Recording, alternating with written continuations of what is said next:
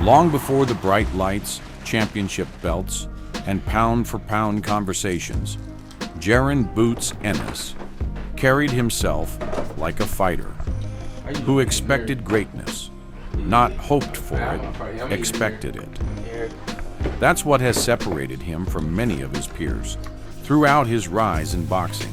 So today, I woke up at 9 o'clock, came downstairs, made some cereal for breakfast, got myself ready.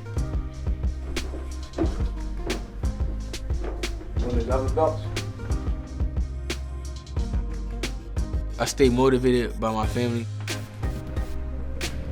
This is another one here, the Mid-Atlantic. This one, when we work with the police officers, he won that. See his name right there.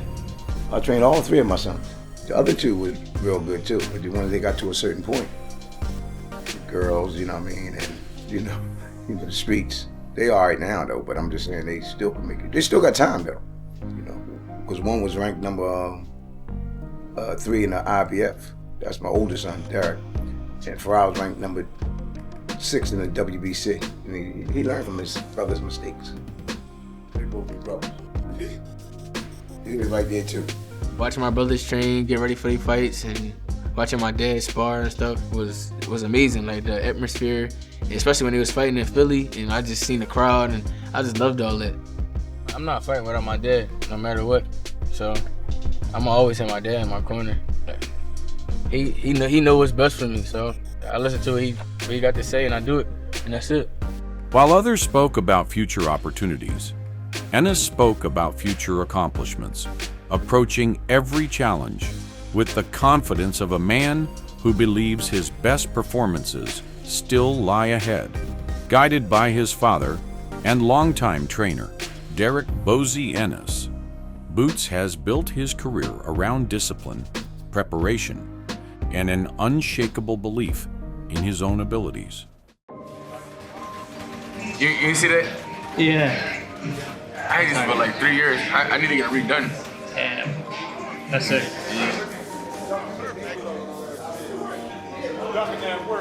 Obviously, we got a full house today, haven't we? You got Brian Jennings? Yeah. Who else is here? Andy Cruz, Brandon Pizarro, his brother Angel, DJ. You got DJ, you got Fishmill. You know what I mean? They're the main ones. I'm just excited to be fighting one, a guy that got 2 belts, a guy that's in one of the top in the division. I'm ready to shut everybody up. Boots, what are we working on today? I don't know, whatever my dad got going on. I don't know, we just go. You just go? We just go. Tape already an opponent. It's over. It's over. It's over. Them 2 belts come back home to Philly. We always do that. You see them jaws over there? Like the same way. Tape them up, cross them out. Because they getting crossed out fight night. He has never been interested in taking the easy road, consistently calling for the toughest fights available, and welcoming the pressure that comes with high expectations. What makes Ennis so dangerous isn't just his talent, it's the mindset behind it. Even as an undefeated world champion, he continues to carry himself like a fighter with something to prove. I'm expecting him to do what he always do, and I'm gonna capitalize every mistake that he make, and I'm gonna show him why I'm really like that, and he gonna see the difference, his levels. Boots can adapt to any style, any situation, you know what I mean? We don't have to work on nothing. I want to see Xander take Boots to another level. See, people still ain't see what really he can do. You know what I mean? He can box, he can move, but he like to rumble. That's why people come to pay to see him. He like to fight. Fire, stop. Oh, I like Xander. As a fighter, I like him. He's a good fighter, man. To me, he got a good jab. He can box, and he got this. I feel like after this fight, I'm the man, in any division. So I feel like I'm taking over boxing, starting June 27th. You will hear the words in the new on June 27th.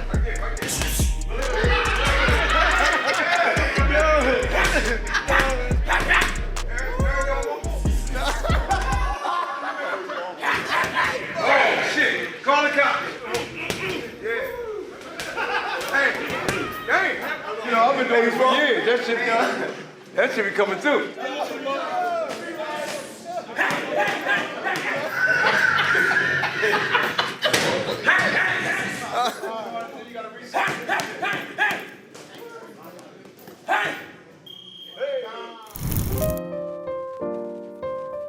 Inspired by the job's not done mentality, made famous by Kobe Bryant, Ennis views every victory as another step rather than the final destination.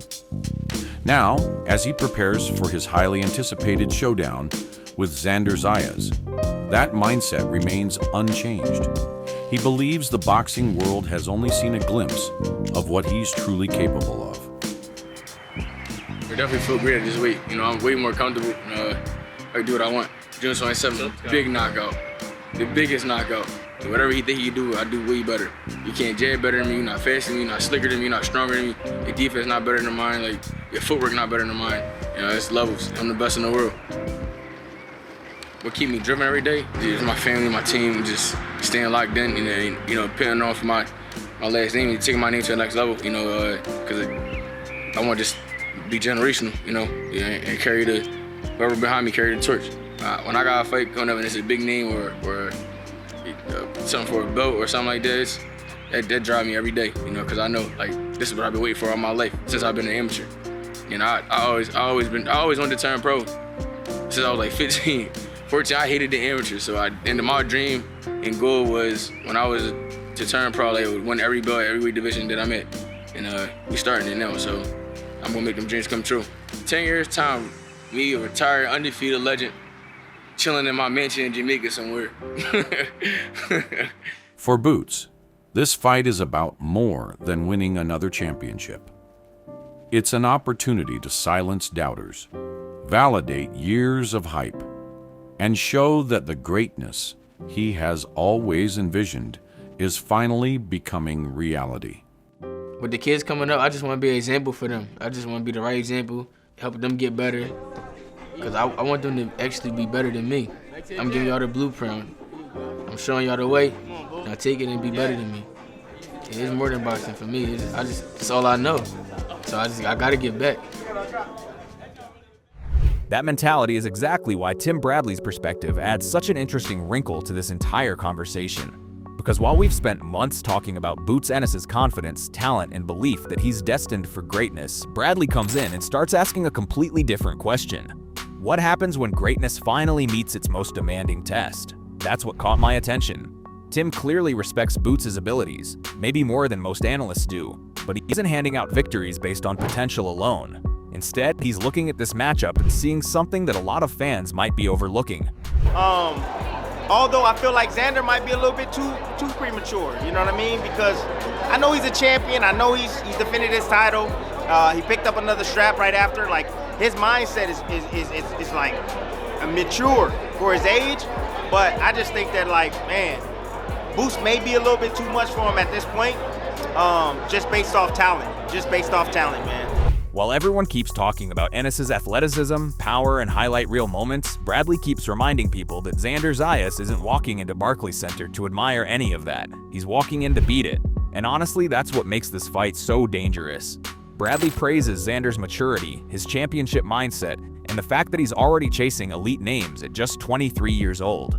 But then he flips right back around and points out the problem. Boots might simply be too talented right now. That's where things get uncomfortable, not because Xander lacks skill, but because Ennis is one of those fighters who can make a good game plan look outdated halfway through the fight.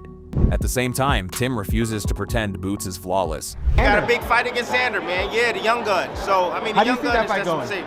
Man, it's a tough fight, man. I got Boots. I just think that he's ultra talented. However, I mean, Xander could surprise him, man, you know? Look, I expect the best Boots version of himself. I expect the best Xander. Boots got more pop on his shots. Boots I think he's more talented out of the two. Boots do have some Boots does have some hope, but so does Xander, man. I mean, look, I think it's gonna boil down to who wants it most. I actually found it interesting when he brought up the rounds conversation. Everybody talks about Ennis stopping opponents, but Bradley reminds us that domination and deep water experience aren't exactly the same thing. That's a fair point. If If this fight becomes the kind of grueling 12-round battle that neither man can control, we're entering territory where both fighters will have questions to answer. That's why I can't stop coming back to the same conclusion. Xander has the confidence of a champion who believes he's ready for the moment. Boots has the confidence of a fighter who believes the moment was made for him. And when two undefeated fighters walk into the ring carrying those kinds of beliefs, somebody is about to find out whether confidence was prediction or reality. To be honest with you, who wants it most? It's gonna be a dogfight, man. Xander don't mind. He don't mind going toe-to-toe if he needs to. I know he's gonna probably try to box, but Boots is coming to get his ass, bro. He's coming to prove a point, and we should get a hell of a fight from that, bro. Do you think experience might be the ultimate factor here? Because I know you said Boots just got to the division, but he's got more fights under his belt, and also Xander is younger. Yeah, I think experience could be a factor here. And that's where Paulie Malignaggi comes in and completely changes the angle of the conversation. Because while Tim Bradley was focused on talent, experience, and whether Boots Ennis is about to show the best version of himself, Paulie is looking at this fight like a high-stakes investment with enormous risk attached to it. What jumped out at me immediately is that he isn't questioning Xander Zayas' courage for a second. In fact, he practically goes out of his way to praise it. Paulie knows Xander is the kind of fighter who would sign the contract first and ask questions later. The issue isn't whether Zayas wants the challenge. The issue is whether the challenge arrived a year or two earlier than it should have. That's a fascinating debate because boxing history is filled with fighters who became stars by taking risks at exactly the right moment, and others who found out timing matters almost as much as talent. Paulie keeps coming back to that word. Timing, not ability, not confidence, timing. He's that kind of fighter, super marketable fighter, so that's why I was surprised that they're taking this chance with him a little early. If he wins, he's a megastar. Ennis is one of the best fighters in the sport today. This is a fight I think both of them need, but I think Ennis needed it more because Ennis is a little older. With Zayas, you had time to wait on this kind of risk. So credit to both guys for making it, credit to DAZN for making it, for getting all these promoters together and making these big fights. And honestly, that's what makes this fight so compelling. Because if Xander wins, we're not talking about a good victory. We're talking about the kind of win that launches a fighter into an entirely different universe of stardom. Suddenly, the Puerto Rican fanbase goes from excited to absolutely unstoppable. The comparisons get louder, the expectations get bigger, the spotlight gets brighter. But here's the part I keep coming back to. Paulie also reminds everyone that Boots isn't some fading veteran hanging around for one last run. This isn't a case of catching a great fighter at the perfect moment. This is still a dangerous, explosive, highly motivated version of Jaron Ennis. That's why the risk feels so enormous. Xander could become a superstar overnight, but to get there, he has to walk straight through one of the most gifted fighters in the sport. Bradley sees a test, Paulie sees a gamble. And when a fight is simultaneously a championship bout, a career-defining opportunity, and a massive risk, that's usually when boxing delivers something nobody forgets. For the reason that it's done at this point, I think it serves Ennis better. In 2 years, it would have served Zayas better. So we'll see if Zayas can pull this off, because he becomes a major star if he does. Whoever wins this fight, are they the best at 154, you think, or they have to go through Fundora? I don't know. I don't know if they're the best at 154.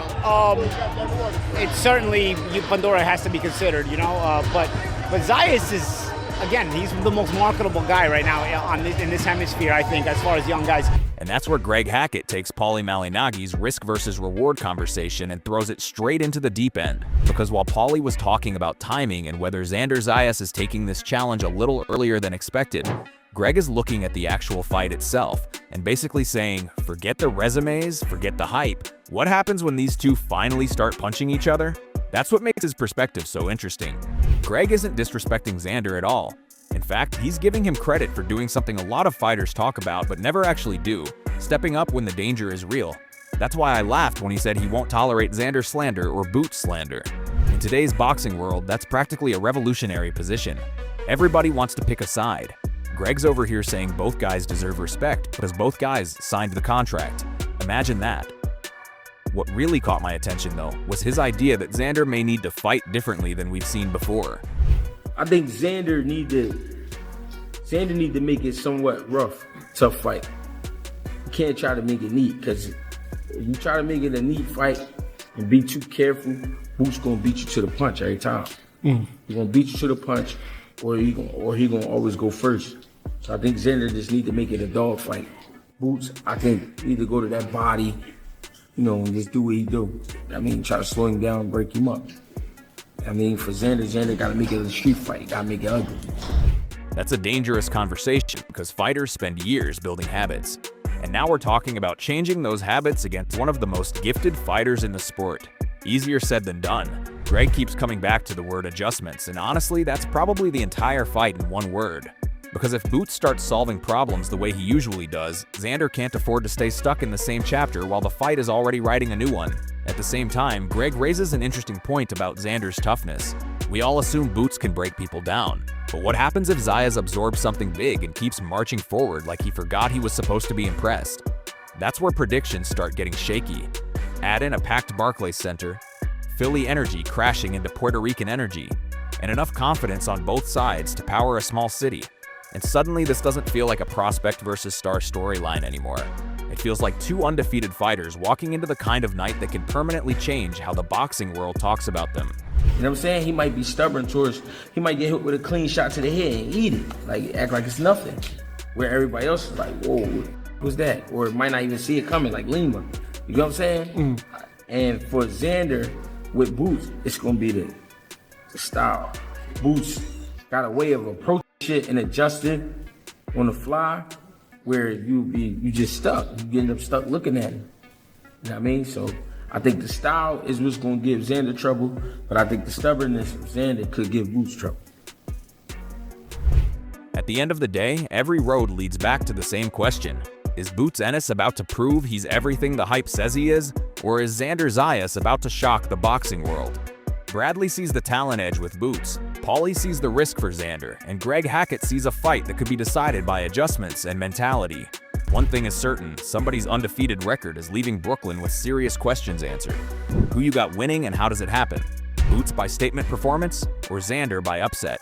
Drop your take in the comments, let's really talk about it. And yo, don't ever forget to like, share, and subscribe to Boxing Headquarters. See you in the next one.